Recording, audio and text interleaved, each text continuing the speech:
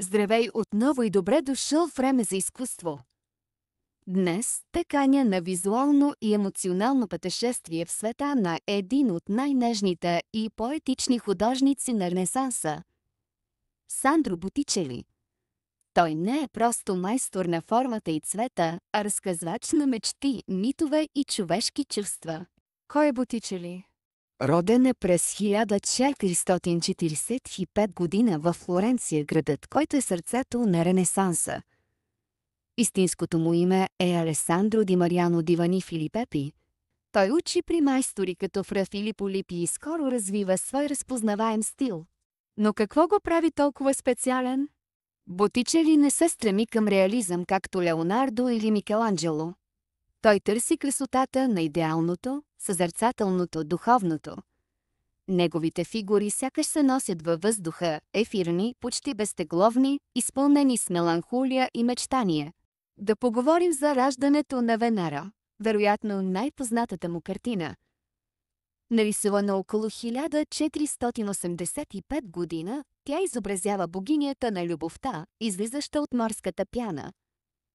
Венера е нежна, чиста, съвършена. Лицето й не изразява страст, а вътрешен покой. Красотата тук е божествена, далечна, съзерцателна. Цветовете са меки, движението плавно, а композицията почти музикална. Друга ключова творба е Примавера или Пролет. Тази картина е като загадка. В нея виждаме митологични фигури сред цветна гора, Зефир гони нимфата Хлорис, която се превръща в богинята Флора. Меркурий раздвижва облаците, а в центъра стои Венера, сякаш олицетворение на хармонията.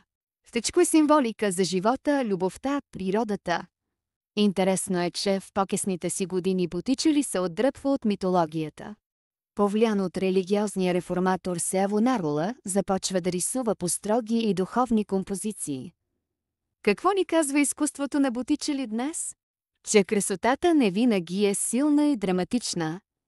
Тя може да бъде тиха, крехка и ефирна. Че и в тъгата има нежност и че въображението е мост към вечността.